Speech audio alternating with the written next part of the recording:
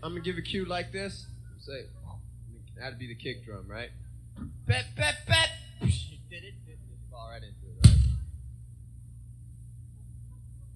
So I go, bet, bet, bet, right into it.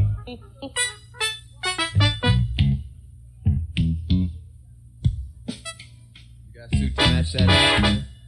Got a suit to match that hat?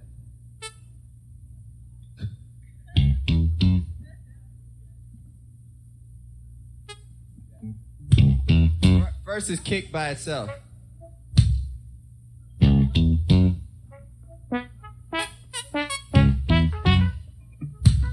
So we call this out at any given time, right? I say, can I get the shit? There, yeah. Can I get the shit? That's the kick drum. All right, ready? Actually, you go. Oh, you'll hit 4. Yeah, hit the bass. No, though. Yeah. Here we go. Gonna get the shit.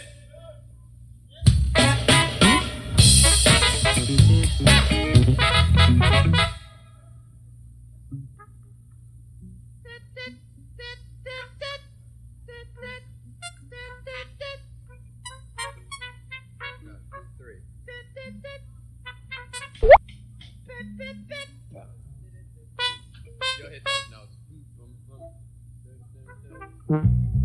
Yeah.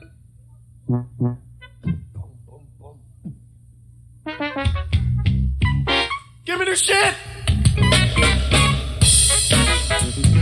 Alright, just let the kick do it by itself. The shit!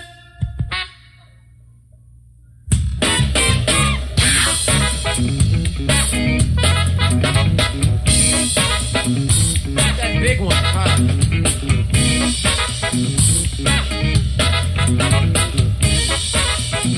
I ain't ready to sing. Keep hitting it.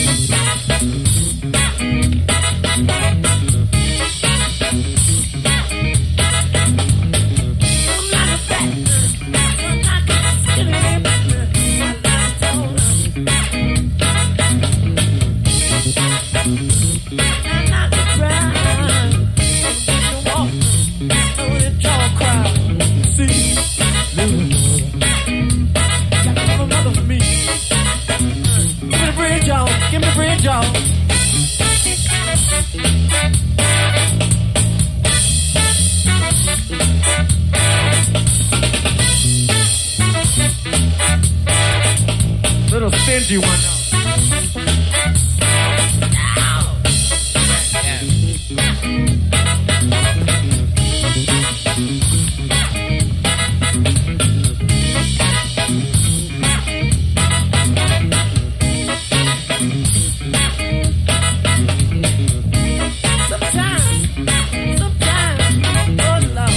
That's on the bridge, you hit that.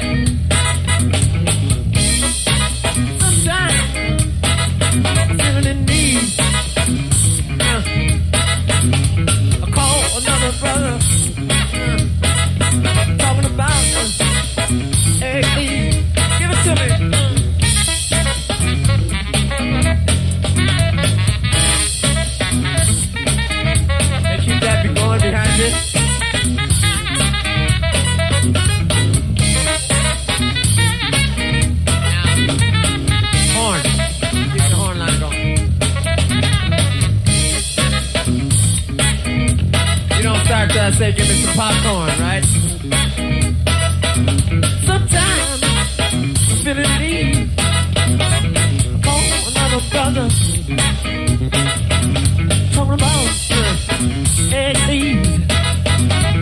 Hey, Lord, no. Come blow your horn. Don't want no trash. Don't want no trash. Where your hi-hat is on this part.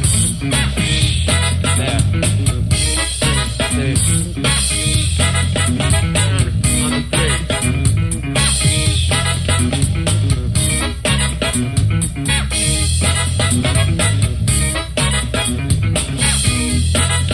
Come on, Jelly Bean.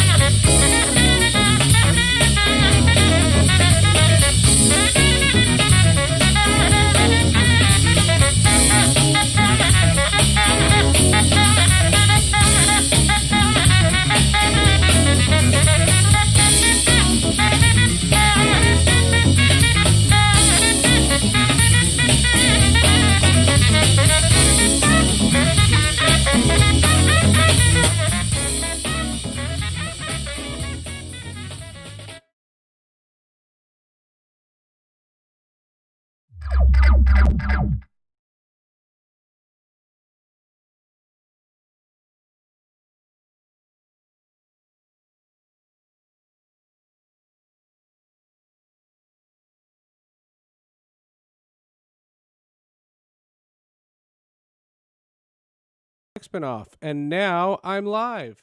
So I'm going to say the whole thing again. Welcome, everybody. We're live on TwitchSports, and I am happy to be here. I'm going to talk to some of my friends. We're going to get some buddies to visit. Thanks, Bum City. No sound, yes, because what I do when I play the introduction and I play the music, I mute my mic and I forget to turn it back on. And it's literally, it's that simple. And I know how to do it. And my mic's working well, I hope. I hope it's working now. I hope this is working. Phew.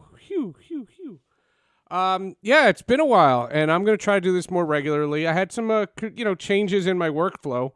I stopped covering the Jets. And this week I have been, kind of reshuffling the deck, so to speak. That was a huge chunk of my day, and it just wasn't working out. It didn't make sense, and it was too much work for, frankly, too little money. And I couldn't handle that as much. So we're restructuring. And then the election came about, and I was doing some stuff for the election. That was cool. Hey, Juan, the idea was I got delayed with my podcasts, and that doesn't happen. Usually I'm weeks in advance with my podcasts. The podcast, literally, I had 5 guests cancel on me on Tuesday because everybody was so entranced with the election, and that was what it was happening, and it was screwed. But then I had an amazing guest, Andy Mazer, came about, and we recorded yesterday, and the podcast is already up. It came out yesterday on time. It was late in the day, but it was on time, and Andy Mazer tells a really, really cool story. Look who's here to visit me. This is so nice. I appreciate anybody who's going to spend some time and hang with me. And I don't know if I did it right. First of all, I don't need that. Nope, I don't need that. And as soon as he comes about... Uh-oh. That's not a good sign. That's not a good sign. I know you can hear me, but you can't see me. That's a weird thing. I've never seen that happen before. That's new. There we go. I'm back. And I'm back. And my guy's back here. And look who's here. Victor's here. But now it says I'm muted. You're muted. Yeah, but I'm muted on Zoom, but not on Twitch. So okay. It's 6 of one, half a dozen of another. And I can make the screen bigger so we look a little bigger. This is nice. Victor Dandridge is here. Ladies and gentlemen, hello. The legendary Victor Dandridge. What's going on, people? I feel badly because were you watching, how far into The Mandalorian are you? Like halfway into the first episode of the second season. Oh, my God. Yeah. Do you hate me right now? You can only hang for No. Listen. My friend needed me, and here I am. So that's what it is. No, I appreciate it. It was cool. It was funny. You're watching The Mandalorian, so you saw the first part. Spoilers, yes. By the way. If anybody hasn't seen The Mandalorian, sorry, spoilers. Right. You saw the first part where he goes to Tatooine. Yes, that's literally where I'm at now, where he's at Tatooine and he's getting ready to embark on this quick journey with Timothy Oliphant. Okay, so you're past the scene that I'm talking about when he goes to his friend, and what's her name? Susie Kurtz. I can't. Yeah. Susie Kurtz, aka Ripley. Yeah, right. So she's there, and she has all the droids that help her, right? Mm-hmm. And she's referencing last year, and then she needs a map, so she calls on R5. Right. That's R5 from Star Wars. That's the droid. It's mind numbing. That's the droid from the scene in the first Star Wars. Is it Return or is it? No. In the first Star Wars, in the very first Luke one. Okay, goes so New Hope. to buy a couple of droids on Tatooine, and the guy has a bad power converter, and his thing explodes. It pops, and that's how they get R2-D2. And the thing, this is how great Favreau is. There's a burn mark on the spot where it exploded. That's awesome. To show like that's exactly that R5 unit. It's that guy. Isn't that great? That's awesome. That was I like that. I mean, when you do little continuity things like that, it's beautiful. Right. I mean, there's bigger stuff, and it's not a major reveal, but that I got such a kick out of that. That's the attention to detail, and I watched it, and then I rewound it because I was like, he looks just like it, and I went, wait a minute, and you see the burn marks. Is that? Oh my God! Let me go back. Victor, I have a story to tell you. No, it was a compliment. Yeah. It was a compliment. So yesterday I had the thrill of a lifetime. I gushed. It was so funny. The Hall of Justice, which is coming out in 3 hours. If you're watching this live, it comes out in 3 hours. And I interviewed a guy who I happen to think, I make no uncertain. I've referenced this a number of times. I think he's the best podcaster out there. He's just the best. He in a crowded space. He is known. The best. Both of them, the Hollywood Babylon and the Ralph Report, are the best shows out there. They're the shows that I race to listen to. I get that. And I had Ralph Garman on the podcast on the Hall of Justice. That's awesome. And he talked about how he has Eddie Pence on his Ralph Report. Okay. And what he says is he hopes that Eddie's brand has been built by being on this show. That Eddie got his comedy special because of this show.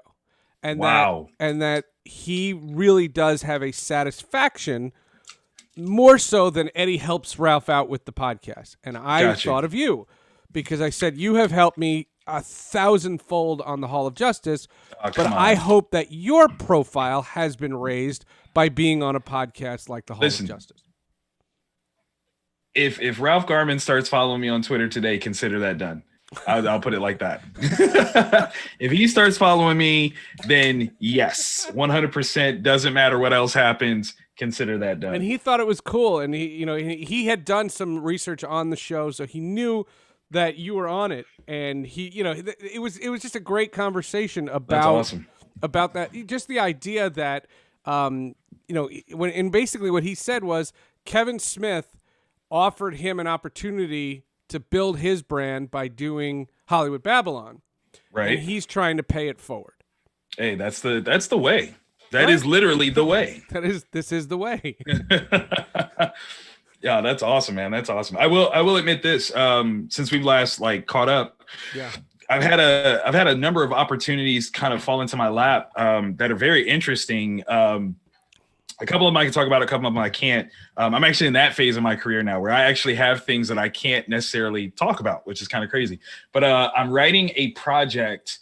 I've been commissioned to write this 3 to 5 minute piece, and it has potential applications to kind of dip into your world of sports stars. That if that works out, I'll be able to tell you more about it once I get certain approvals. But that's going to be kind of a fun. I'll hit stop on this Twitch stream right now. That'll be a fun little foray into some things. But I also got asked to help launch some content on a new platform called Aha.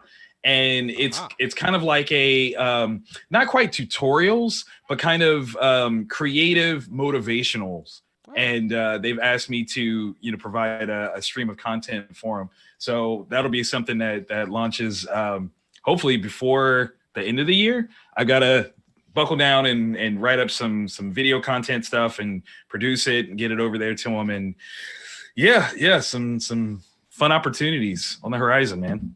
Well, it's wonderful. What I have been amazed by is how you have taken this time that you've been stuck at home and you never stop. You throw you throw so much stuff against the wall, and that's what you do. Got it, man. That's it. And it's brilliant. It's absolutely brilliant. Thank you. There's this guy that reached out to me, and he has this newsletter. And he wanted to know if I wanted to write something once a week.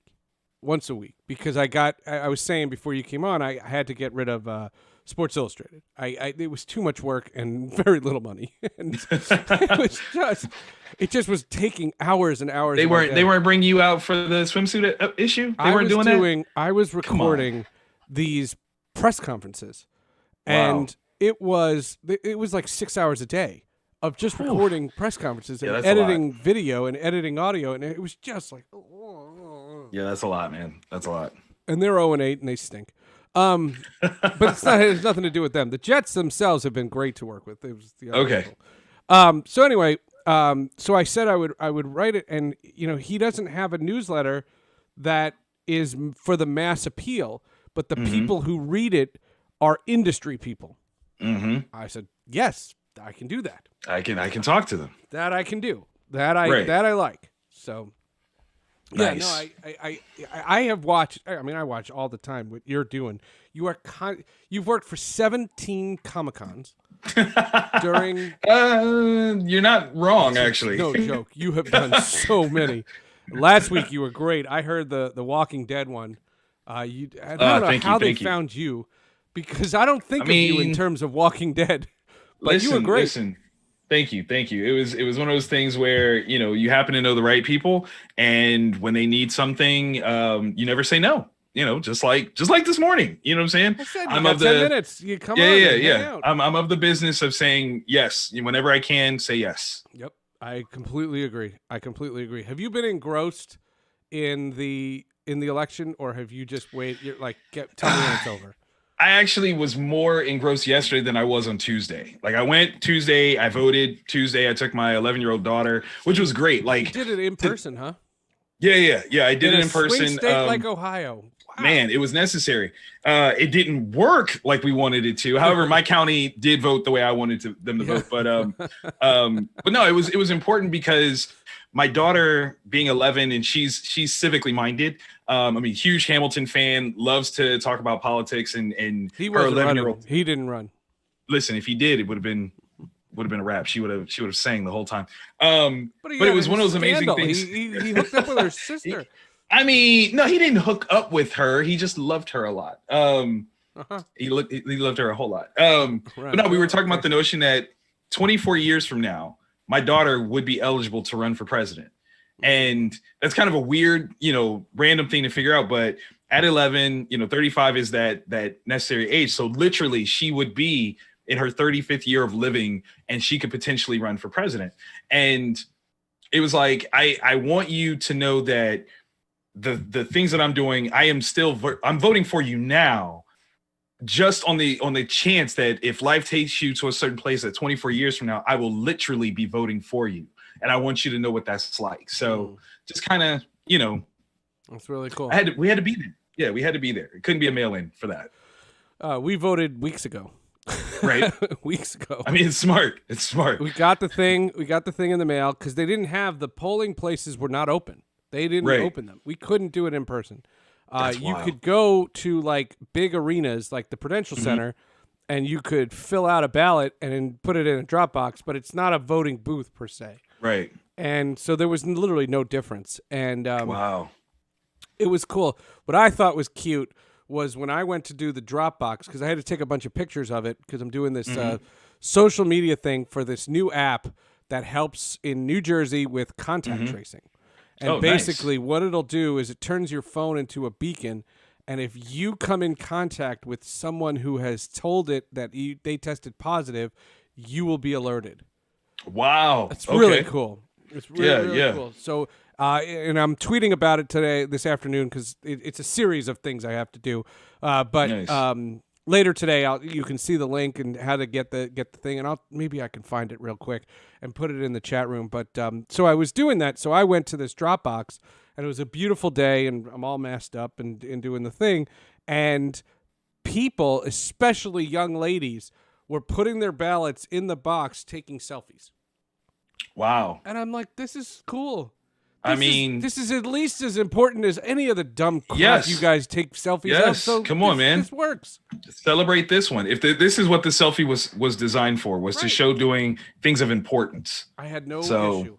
I will say we are as fractured as ever. True. And True. And I preface what I'll say, because we never know who's watching this. I'll preface what I say that I'm really in the middle, and I respect both sides a great deal. But Lindsey Graham, what the hell? What, man? What a scumbag! Yeah. He's saying some stuff that's wow, man. Like, you Mitch can't even. McConnell, the two of them. Yeah, disappear, man. Both of you. Listen. There should be an age out clause instituted, not now, but right now. Because some of the stuff that they're saying, man, it comes from an era that so people literally marched against. Yeah, it's crazy. And you know what? It's funny.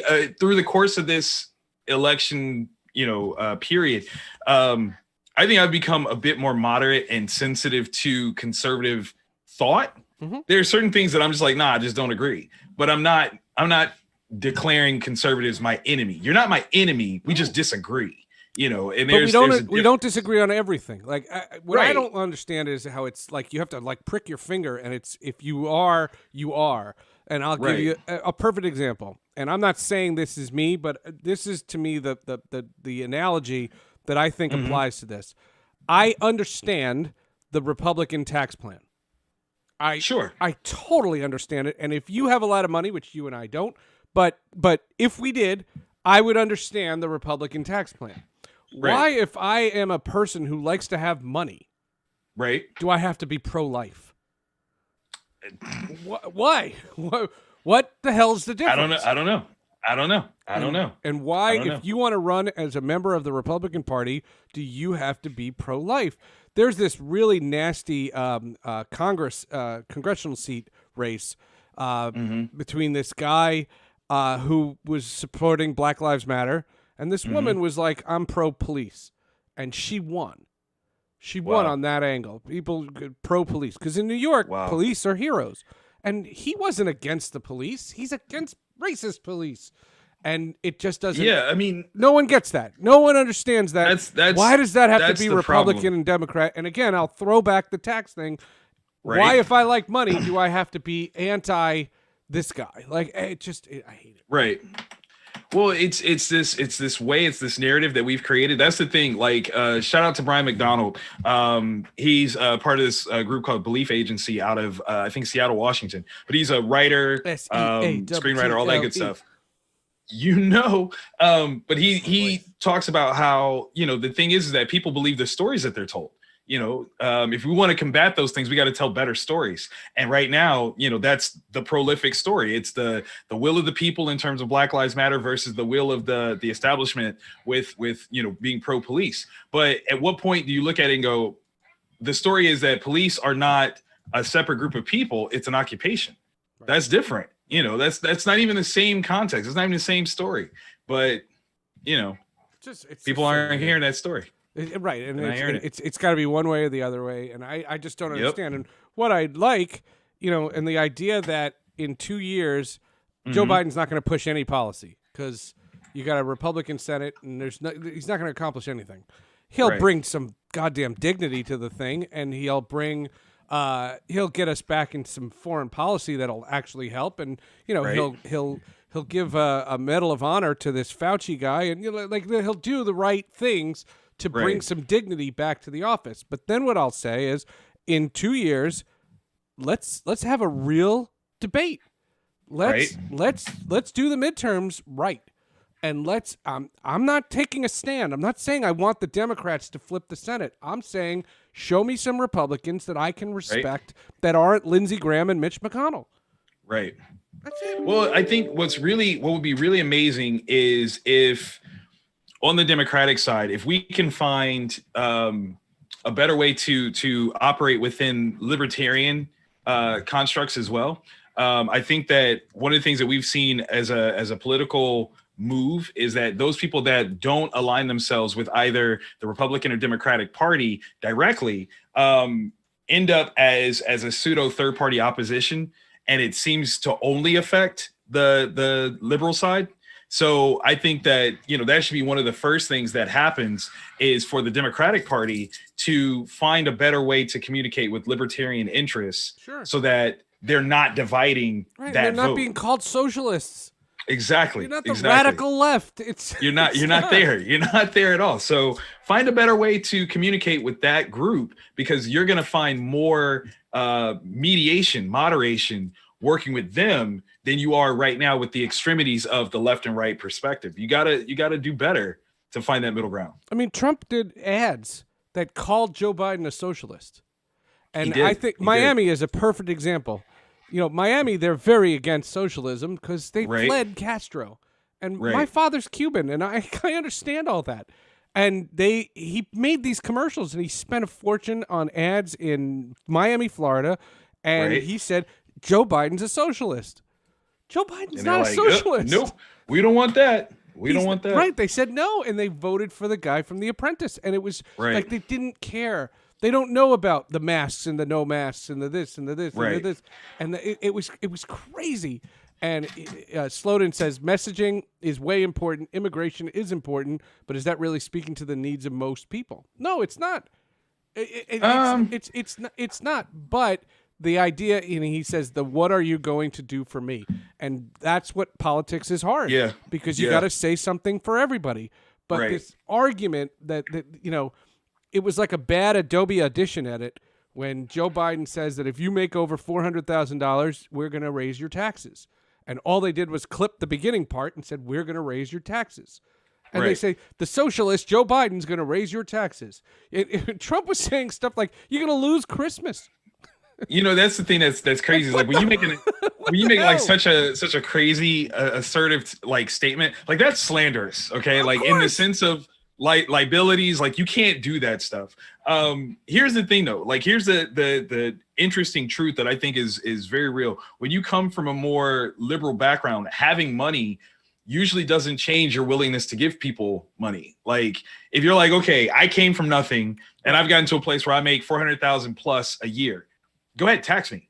Like I'm good. Like I know how to make this work. And I think that becomes like the really interesting thing is that there needs to be more of a conversation of financial literacy for all sides. Even if you're born into money, you have to understand that having that money does not absolve you of certain social responsibilities. And it's not about being socialist. It's about making sure that you're in the best position to long-term keep that money. Right. Because if everything kind of falls, your money ain't gonna have no value, guys. Like that's it ain't it. And I remember this, and I remember, you know, have you seen the thing on Twitter where people have said, who's the first president you voted for? You're younger. No, I haven't. You're younger than me. So yours would be, who was the first president you voted for? Al Gore. 2000. Okay. Yep. Mine was the first George W. Bush. I was 18, 92. Got you. And I voted, no. It was Bill Clinton. Sorry. It was against George Bush. Right. And it was Bill Clinton. And I voted for him. I was 18. But I voted for him because he played the sax on Arsenio Hall. What was that? Arsenio Hall? And he went on Imus in the morning. And I thought that was amazing. And that was it. that was all it was. Yes. And I felt he related to you. Right. He did. And there's no reason why. And I've told the story about meeting the second George Bush. And I didn't vote for him. Knee brace. What's up, my man? Oh, those are the guys who do the podcast. What's up, buddy? The idea, when I met George Bush, I was enamored with him. And I'm not absolving him of Katrina or Iraq. Right, I'm not getting into policy. I'm not saying he was a great president. But what I'm saying is he was a hell of a guy, and I loved meeting him. Right. And it was so cool, and he was so nice. And such a charming person. And he did this interview with a reporter that he knew a lot longer than me. He had met me, but he shook my hand, and then he signed a bunch of photos and sent them. We didn't ask him for anything. That's awesome. And he was just he was so presidential. It was so cool. Right. Well, see, that's the thing, man. Like, you know, there's a lot of criticisms that we had of him, of W. But the thing is that there were opportunities that he did take that actually, in fact, made us a better nation. You know, his responsibility to things was succinct, and there were things that, you know, maybe we blamed him for that are maybe overtly out of his control. You know, he couldn't have too late necessarily on Katrina. stopped. There's no secret. Yeah, he was too late, but he couldn't have stopped Katrina. We'll give you that. Okay, you know, it's not that you did Katrina, but you were too late in how you responded to it. That's the same thing as COVID. Right. You know, well, the thing with COVID though is you could have stopped it. You know, we were in a position where, you know, there were things in place. What's funny is I was going back watching old videos of Obama's was it the press correspondence dinner? Yeah, and he says there's a pandemic coming. Well, no, the one where he literally goes at CNN again. CNN, he's going at them about his response to Ebola, and he's like, "By the way, I just want to remind you, none of you have it." And I'm like, "He kind of got you on that one, guys." Like, let me just remind you that none of you got Ebola. Like, what I did. You know, you can judge it, but the bottom line is none of you got it. And that's the point. And it's like, you know, when you look at it like that, like, yes, there's things that W did that we didn't like. There's things that Obama did that we didn't like. But then we get to a certain point where we go, we're trying to struggle to figure out the stuff that we do like about the current administration. Like, what is it that we actually like here? That's not the way. It's so stupid. Yeah. The one tweet and I'll end with this. The one tweet that I thought was great was the clip. I don't know what network put it up, but there was a clip of Rudy Giuliani in Philadelphia going, "What, you think we're dumb? What, do you think we're stupid?" And a reporter retweeted it and just goes, "You know, you did get fooled by Borat." That did happen. Okay, like that's on camera. We see it.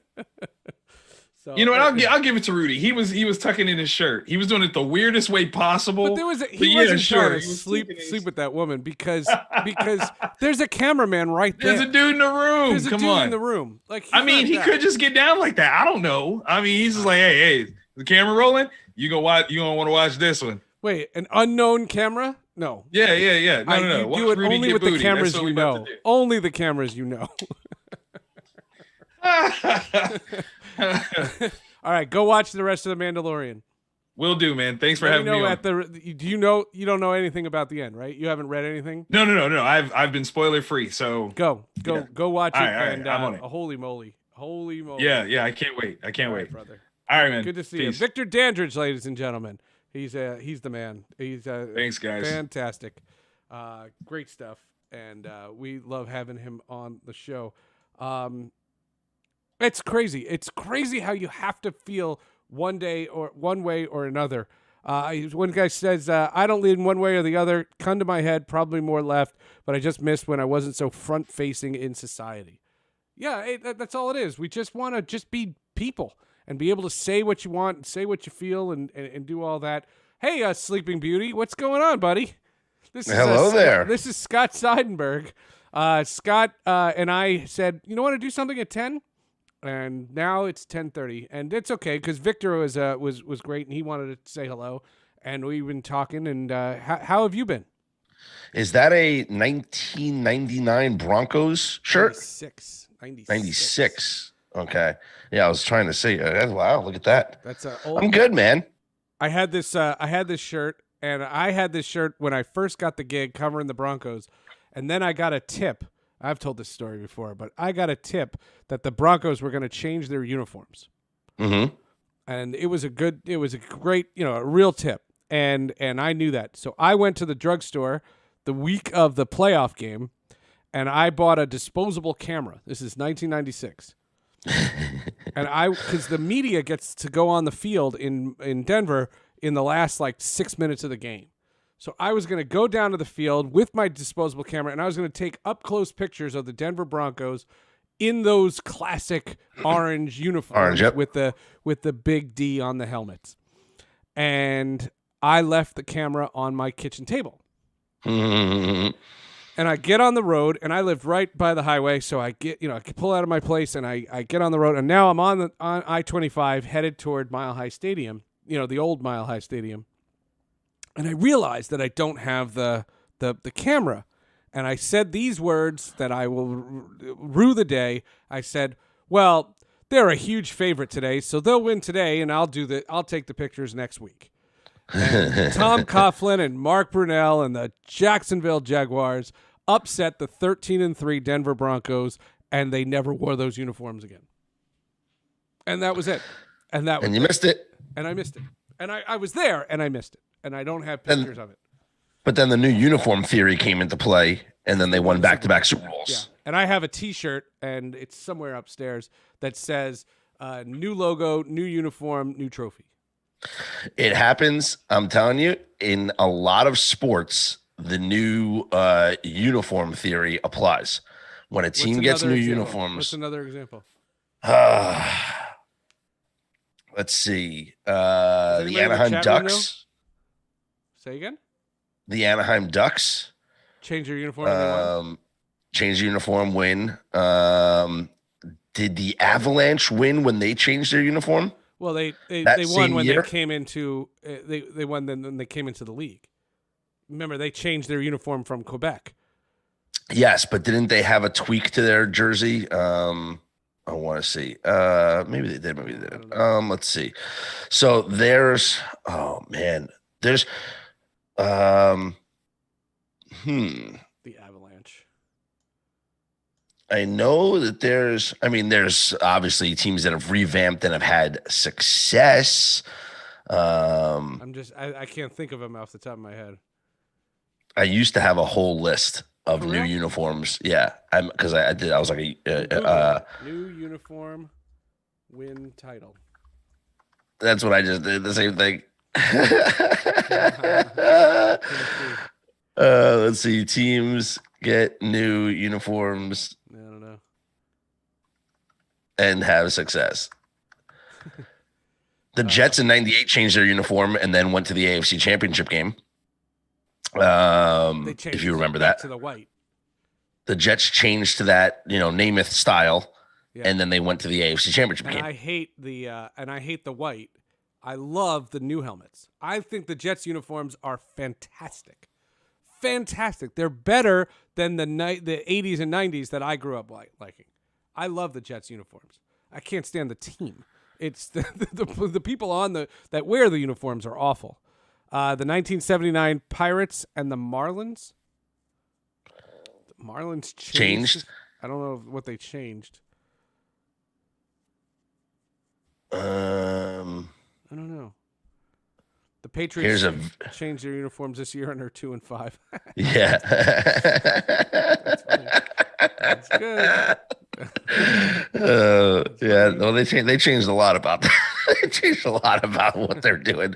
Let's see. It's there's more than just football that is that has done it. Baseball team. Did the Angels change the uniforms that year?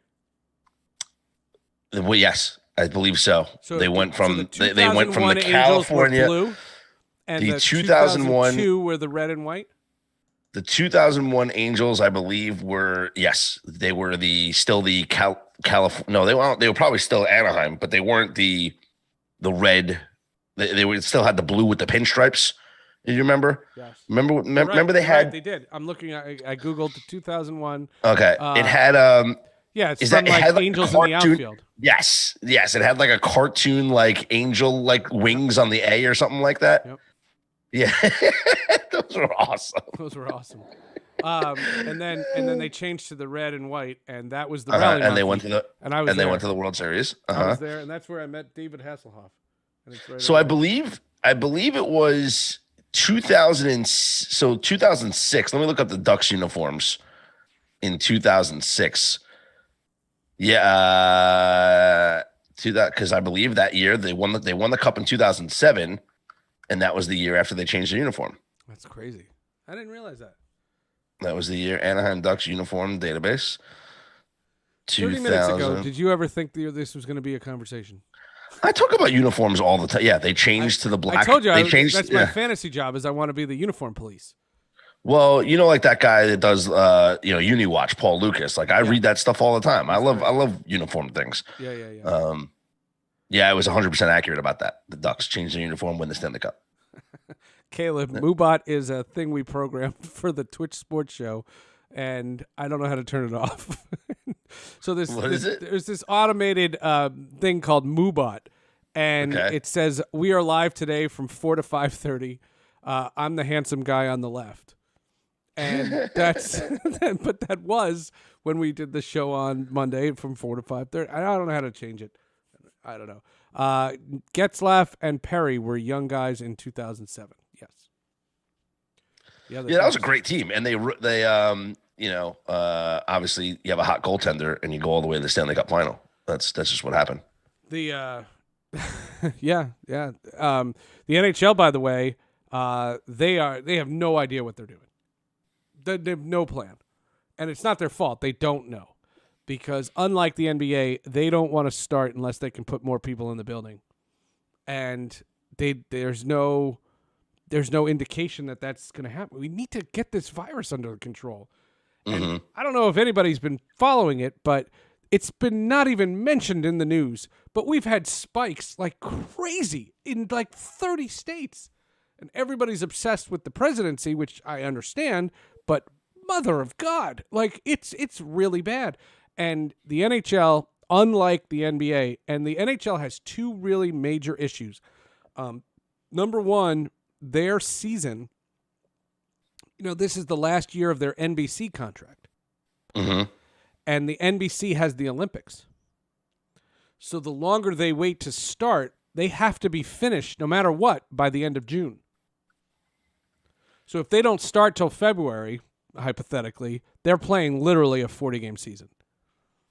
Well, we know that and there's going to be, yeah, and fun story. I actually turned down an opportunity for a job audition for an NHL team.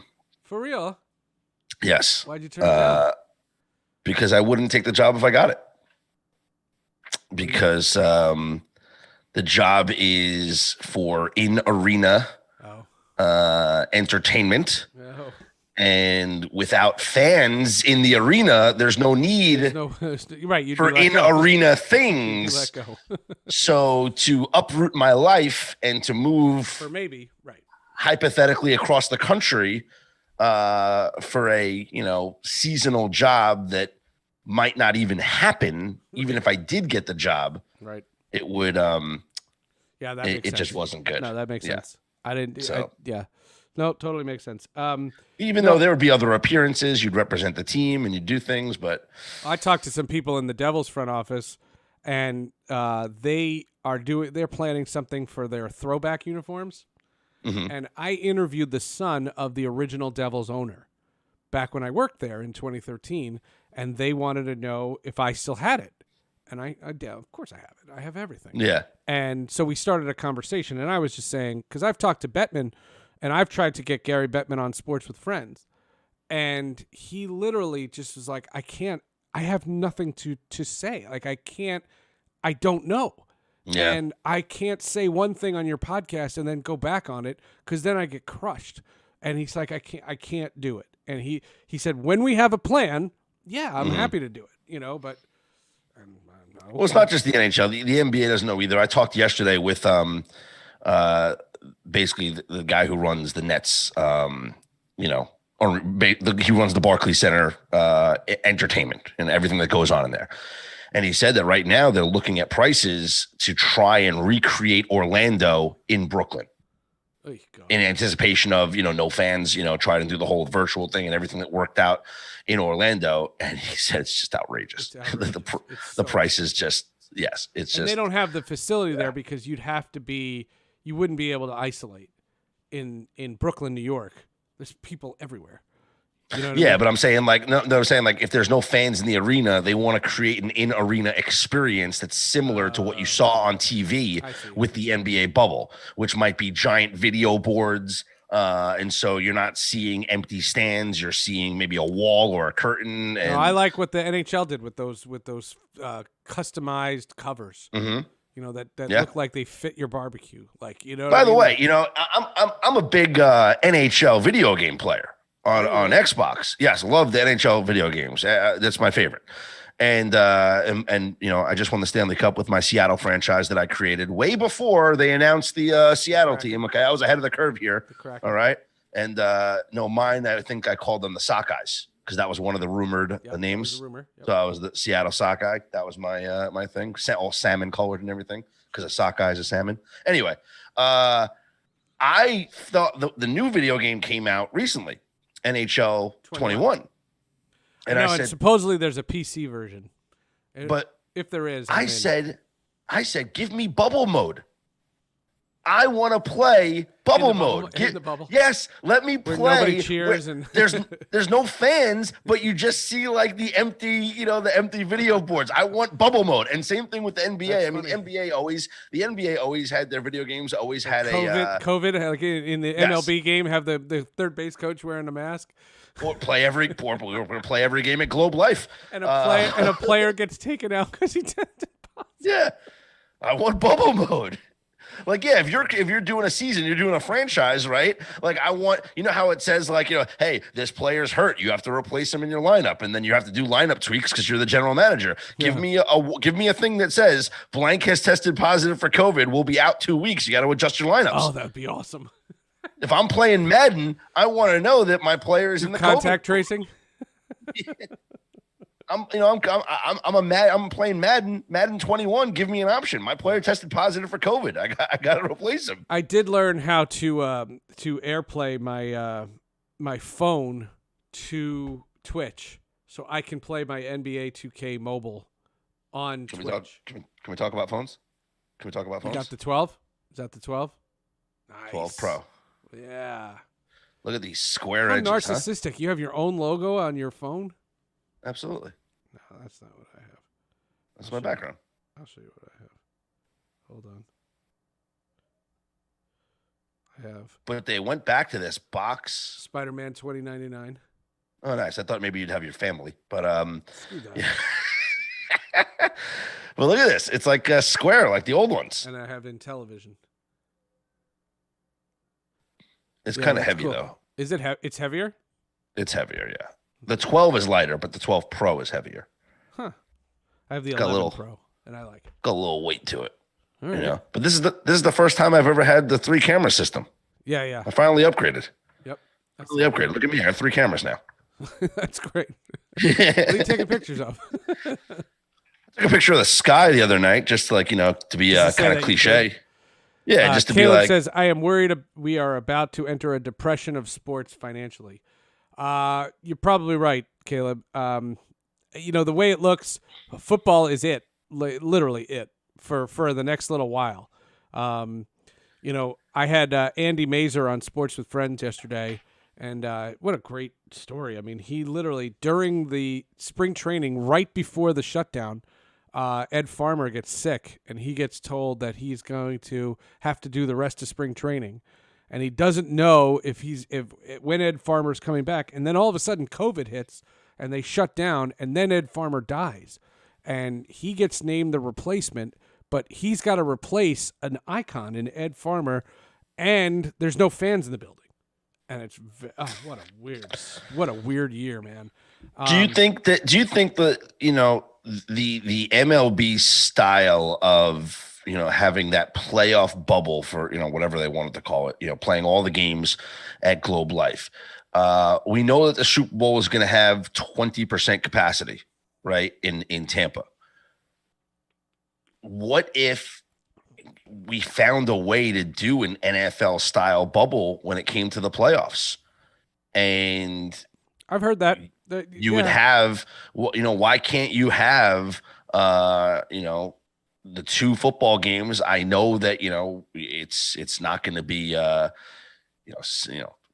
you can just have them in neutral locations. You can have them at the Meadowlands. Nobody else is going to be using the building. It's very funny, but you know what I'm saying? Like, you could have a scenario where there are stadiums that are in relative close proximity to each other. That would be easy to get teams to kind of stay within a bubble, so that you're kind of mitigating travel. At least if it's one location, you can have a team stay there, and then if they win, they stay there.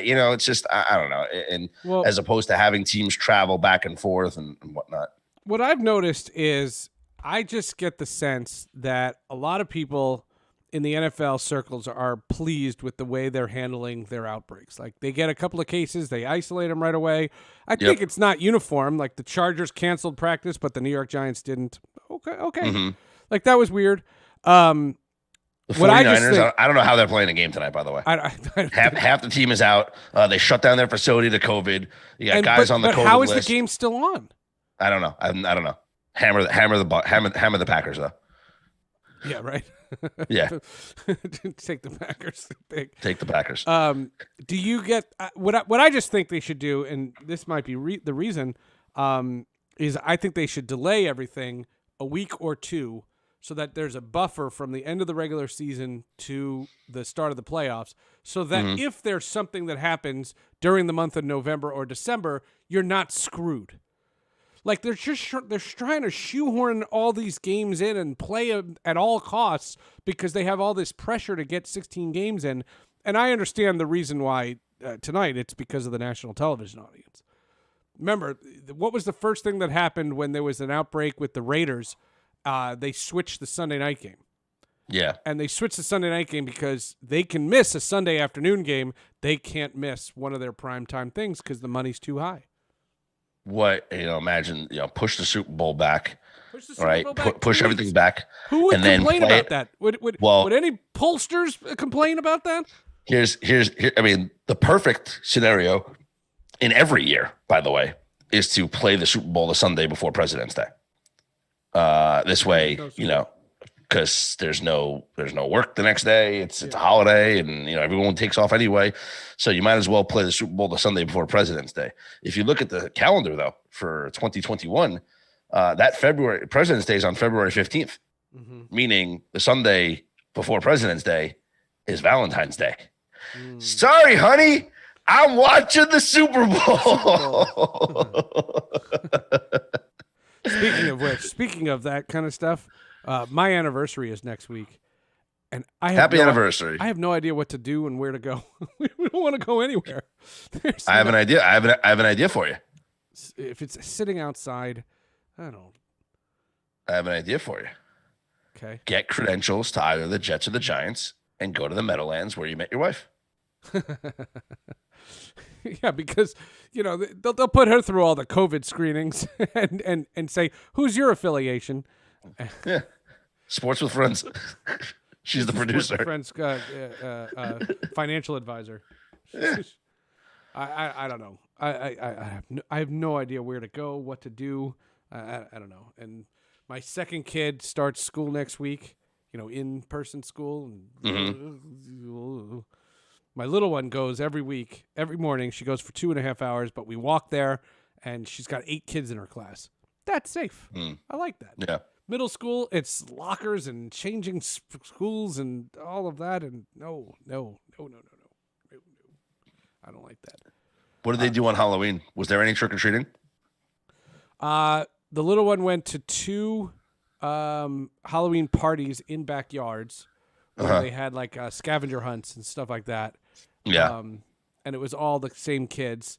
And then my big one, she went downtown to, downtown Millburn there. And she walked through there, and I guess they got some stuff, but they were characters in that game About Me. Do you know that game? Oh, no. You don't know that game? It's where one person's a murderer, and you got to figure out who it is. Oh, Among Us. Among Us. Sorry about Me, Among Us. Whatever. Among Us. They were all characters from Among Us, and they all look cute. That's cute. Because 12 years old, you're barely into Halloween. Yeah. 12 years old, you're almost done. 8 years old, like they're still into it. My little one turns 9 on Saturday, and we're commandeering the front yard of the elementary school because there's a big playground, and we're saying drive by, but don't come to our house. Come to the school. We're going to set up a table with individual donuts for the kids, number 9 donuts, and he says it's called Among Us, you old fart. Yeah, sorry, I didn't know. She was playing it in here 10 minutes ago. But we're going to have the drive-by, and you can drive by, but if you want to stop over and you put on a mask, you can go to the playground, and a party favor for the 9-year-old birthday party is a mask and a chain and a neck and a thing that hooks it. That's not fun at all. I saw people that were very creative during, the trick or treating, and like some people had, like my brother had a block party. Yeah. And so each house like basically put a table out in front of their driveway. Yep. And so nobody was coming up to the front door, nobody, doing that. And the kids would just walk around the block and just go from table to table and just grab candy off the table. Yep. Yeah. Totally. Yeah. I don't know. And Thanksgiving, you go to your parents' house all the time. Mm-hmm. Yeah, we're not doing We had a COVID scare last week. What do you mean? We had a COVID scare. Who? My mother is going in for cataracts operation for her eyes. So she needed to get a pre-operation COVID test, Yep. which is just standard. Yep. So she goes to the doctor. They stick the thing in her nose, and they're like, "You test positive." So my mom's like, "What?" So she calls me up, and I'm like, all right. I'm like, don't trust that rapid test. I'm like, go to a regular doctor, get a test that they send to a lab, and they get it back in 2 days. Yeah. So she's like, okay. So she went, my father went. In the meantime, because I was with her all day last, like the Sunday before. So in the meantime, I went to go get a rapid test. My brother went to go get a rapid test with his kids, whatever. Everybody came back negative. Everybody's lab test came back negative. Oh, it was Mother's false. It was mother's false, lab test came back negative. Wow. It was a false positive. Good. It was a false positive. That's crazy. And it's like, how many people out there that I'm wondering are one way or another not getting the confirmation from the lab, either believing that their rapid test is positive and treating themselves as if they're positive, or believing that their rapid test is negative and treating themselves as negative. But I would have to ask that to anybody and say, if you found out you were positive for COVID, you wouldn't get another test? You have to. You have to. I even think that people that test negative, like, just get the lab test. Yeah, get both. Yeah. Get the one get the rapid one that tells you right away, and then have them take a second sample and send it to the lab so you get it back in 2 days. The freakiest thing that we did Monday is we went to a hospital, and blah. Well, that's where I think my mom got it. We were in the hospital all day. She had a kidney stone, so we were in the hospital all day. Yeah, and they take your temperature, and that's it.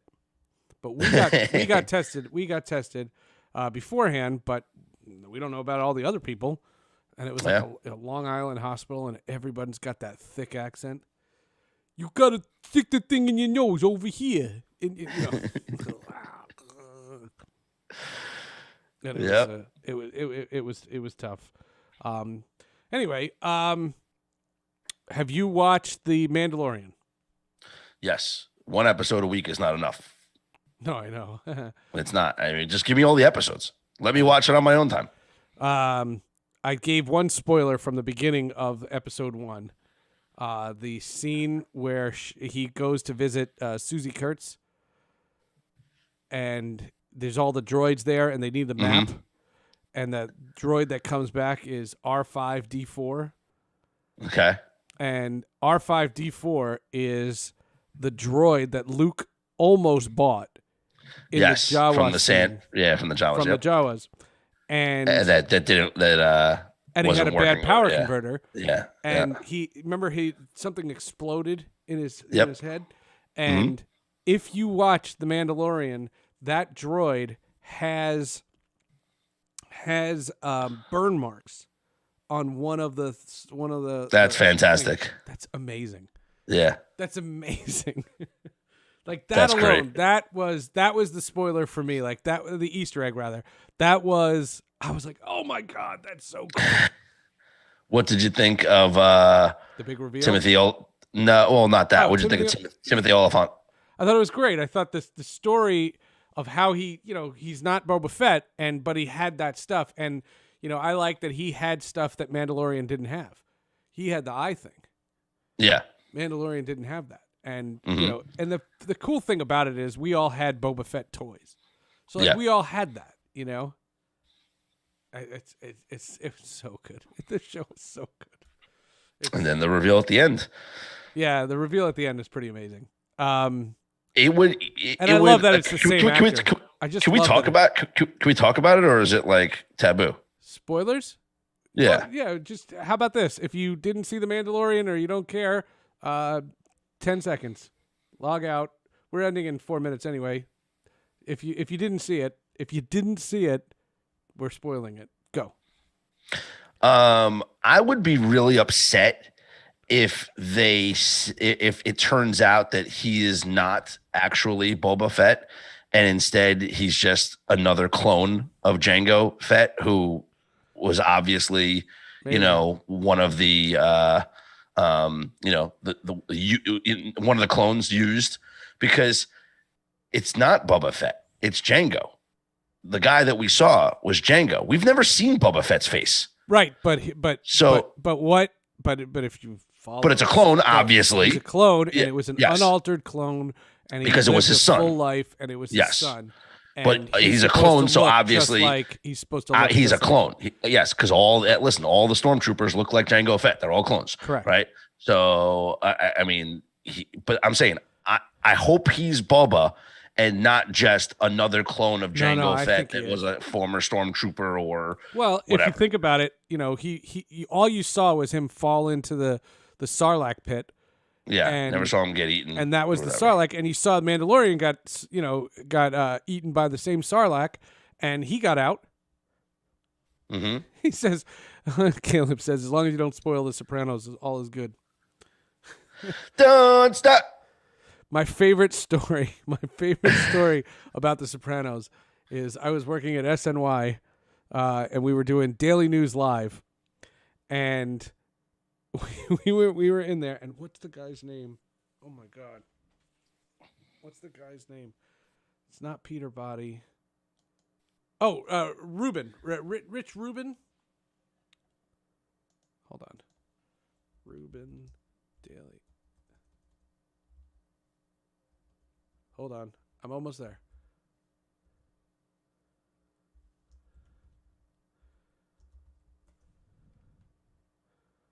Nope, not Adam Rubin. Roger Rubin. Roger. Yeah, that's it. Roger. Okay. Rubin. Okay. Roger Rubin. Okay. So it's Daily News Live. Roger Rubin works for the Daily News. He's on the show, and we have our pre-meeting, and he says, the opening segment, Gary Apple says, we're going to talk about The Sopranos. It was the Monday after the Sunday finale on HBO. Yep. And he says, we're going to talk about The Sopranos. So just be ready. In the first segment, before we get into sports, we're going to talk about the hottest thing going in America right now. It's the finale of The Sopranos. And everyone's in the room. We're all getting makeup, and we're talking about it and everything. And we get on the set, and we're live on TV. And Gary Apple says, all right, guys, we'll start off with The Sopranos. What did we think of that ending? And Roger Rubin just says, hold on, I taped it. Don't say anything.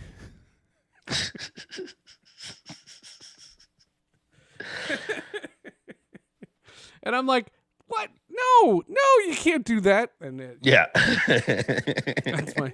What do you mean? What do you mean? Roger Rubin. Yep, that was. I'm very excited for the prequel movie to come out. Yep. The Many Saints of Newark. It should be very interesting. Well, we can have a whole discussion. We'll do this again, and we'll talk about the fate of movies, because I don't know what's going on. Movies is a mess, and AMC is hanging on by a thread. But movies should have always, the way that it's happening now is the way it should always be. I understand that the movie theater industry might suffer, but the movie industry won't, as long as they charge for the price of the movie. They're not going to spend the money that they spend to make these blockbusters when they can't get the return on the investment. Well, look at Mulan. And look at why Disney's not releasing Black Widow. But what if whatever movie studio has an app and the movie is for $16.99 instead of a $5.99 rental? Nope, they won't make their money, because you could buy it $16.99 and invite a bunch of people. That's exactly right. Yeah. It's bad. And, one theory that I heard is that, like, the Amazons and the Netflixes are going to buy the movie chains. And so it's going to be part of your subscription. I don't know. I don't know how they survive. I don't know. Well, that's ending it on a down note. Yeah. Don't stop believing. All right. We'll see you next time. We'll be back. I promise. I'm going to do more of these. I promise. Oh, and I have more video games now because I can do the NBA 2K Mobile. That's what I'm going to do. And I have a video of a John Hershey